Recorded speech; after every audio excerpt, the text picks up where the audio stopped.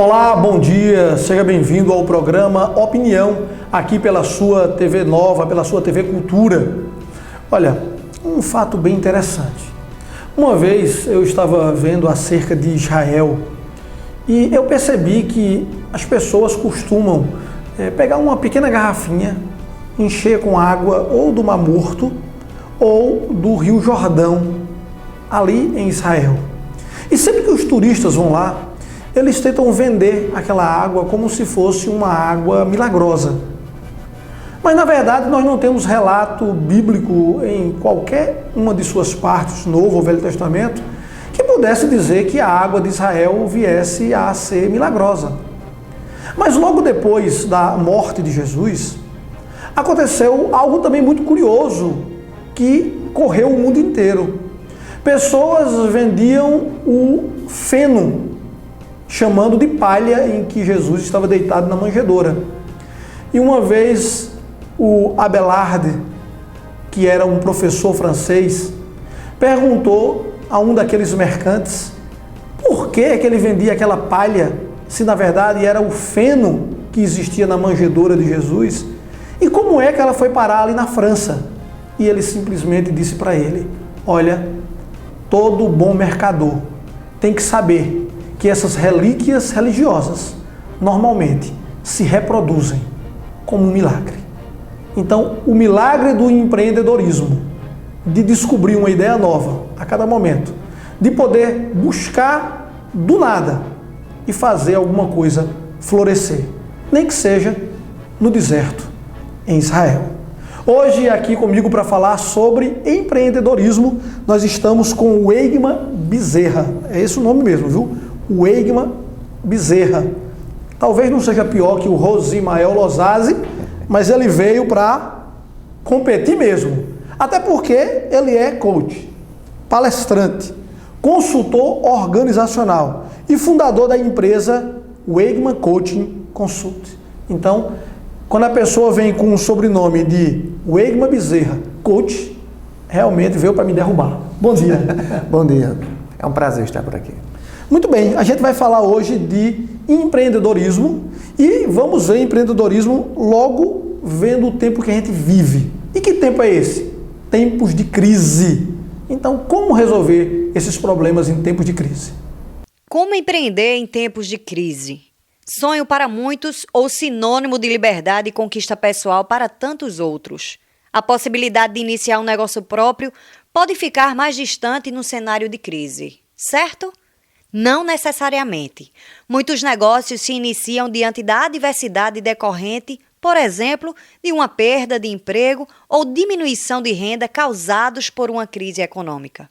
Num cenário de crise, apenas os organismos mais qualificados tendem a permanecer, enquanto os menos qualificados são facilmente levados pela crise. Não se esqueça que no início você é praticamente a totalidade do capital intelectual do seu próprio negócio. Cenário de crise, escassez de recursos, crédito caro e economia desacelerando vão exigir de você uma capacidade acima da média para que o seu negócio cresça, enquanto sabemos que muitos diminuem.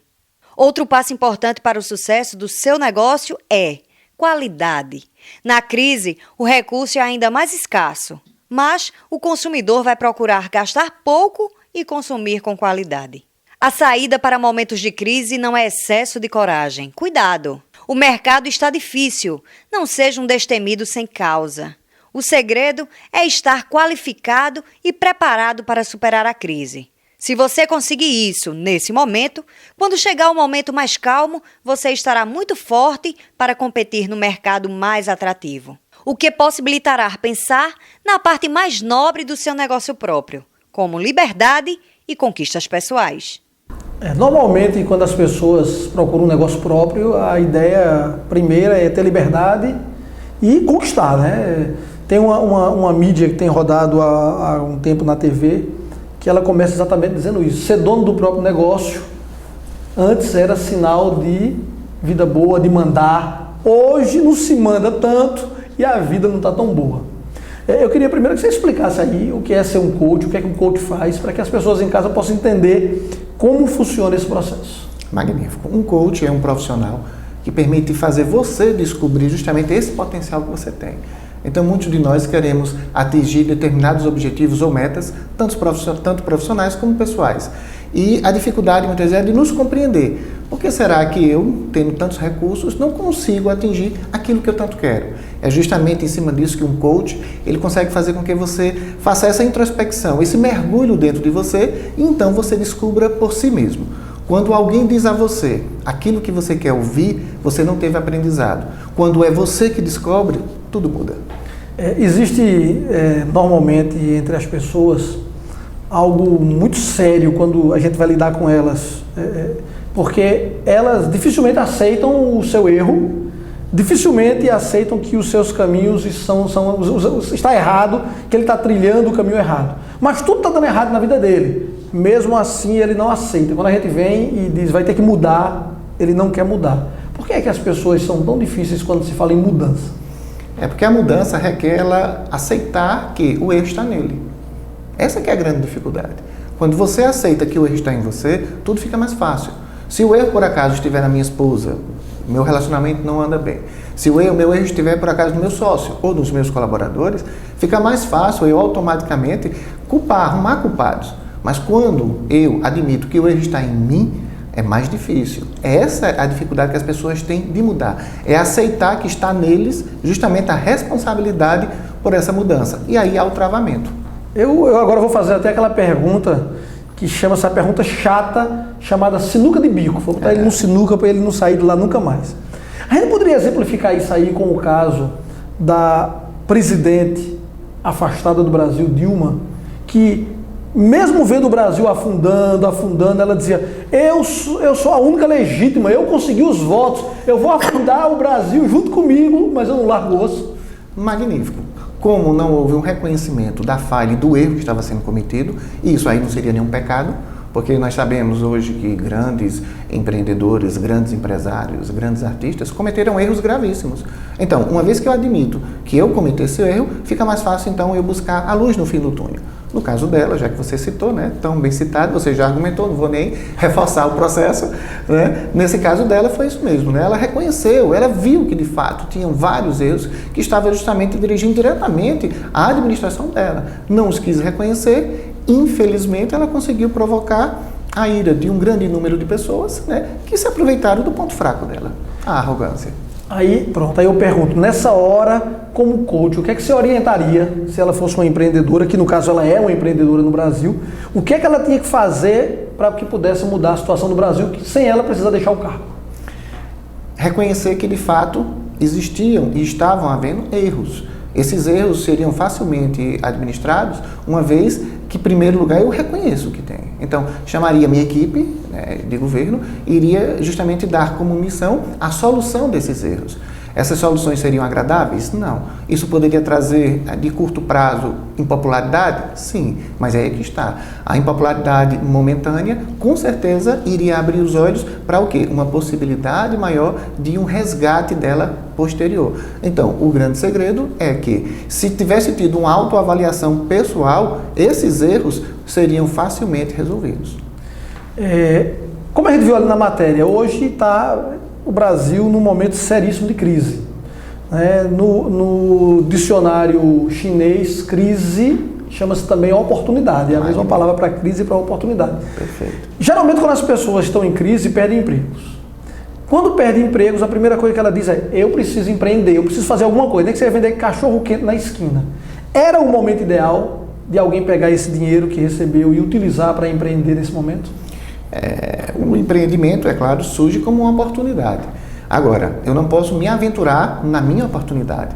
Você tem uma única bala e se você perder esse tiro, é complicado. Então, nesse caso, há necessidade de ter prudência e essa prudência fazer com que você busque justamente qualificação. Eu preciso compreender se aquilo que eu pretendo realmente empreender vai dar o resultado que eu quero. Correndo o risco de que, se por acaso não der certo, qual seria o meu plano B? Então, a pessoa que está desempregado, recebeu uma indenização e quer fazer algum empreendimento, ele precisava primeiro estudar, saber se aquilo ia dar, se ia render, se ele sabe fazer aquilo que ele quer, está se propondo, mas ele tem aquele dinheiro e não tem emprego. O que ele podia fazer para ajudar essa pessoa? como é que ele poderia fazer? O que é que ele tem que fazer? Ele faria um curso? Como é que ele buscaria rapidamente se colocar no mercado de trabalho para poder suprir a necessidade da sua família? Realmente não ficar parado, né? Ele precisa se movimentar. Como ele vai se movimentar, realmente dá uma nuance com relação ao processo de vida dele, né? Com relação ao quê? Por acaso, eu tenho uma necessidade. Dentro dessa necessidade, eu preciso procurar oportunidades. De priori, muitas vezes, o empreendedorismo está em quê? Eu ajudar um colega, eu ajudar um amigo, né? Existem também cursos de cunho gratuito, onde eu posso ver se aquilo ali se identifica com a minha maneira de ser, né? Se por acaso a minha esposa talvez tenha um talento especial com relação a fazer comida, lanches, e será que eu não poderia aproveitar, então, a capacidade que ela tem realmente de cozinhar e eu talvez de realmente vender? Então, tudo isso é um conjunto. Agora, é claro, o empreendedor, ele é realmente atirado. Ele precisa sair, ele precisa colocar a cara dele em exposição para saber se aquilo ali pode dar certo ou não. Eu preciso agir. E aí, é claro, a minha ação, aos poucos, vai querer fazer com que, se começar a dar certo, eu busque cada vez mais conhecimento, para que isso automaticamente seja repassado para mim como positivo. Eu lembro uma vez, fora do país, um professor chegou em sala de aula e ele deu um bombom, um chocolate a cada um dos alunos. Entregou um chocolatezinho para todo mundo recebeu o chocolate e ele saiu da sala. E voltou 20 minutos depois. Quando ele entrou na sala de aula, ele disse: quem ainda não comeu o chocolate? Só 4 pessoas não tinham comido chocolate. E aí ele disse: quem não comeu vai ganhar mais 2, porque poupou. E aí entregou mais 2 chocolates a quem ainda não tinha comido. E ele disse uma coisa muito interessante, ele disse: possivelmente essas pessoas que pouparam esse chocolate aqui, ou aqueles que aprenderam essa lição, futuramente serão bem-sucedidos se procurarem ser empreendedores. E eu acho que é mais ou menos por aí. Magnífico. Inclusive, há um livro, né, que narra uma história parecida em cima de uma pesquisa norte-americana, né, com relação a esse processo de eu saber me conter, eu saber esperar, não fazer as coisas de uma forma tão abrupta, tão rápida. E nesse processo aí eu acho extraordinário. Se eu não me engano, é O Motorista e o Milionário. Extraordinário o livro, né? E ele conta justamente uma experiência parecida com essa que você falou e que realmente faz com que nós compreendamos o seguinte: aquele que sabe conter e fazer as coisas no momento exato, esse sim vai ser um grande sucesso na vida. Muito bem, a gente vai para o intervalo, é rapidinho. Na volta a gente vai falar sobre disciplina e organização. Aguenta só um pouquinho que a gente já volta.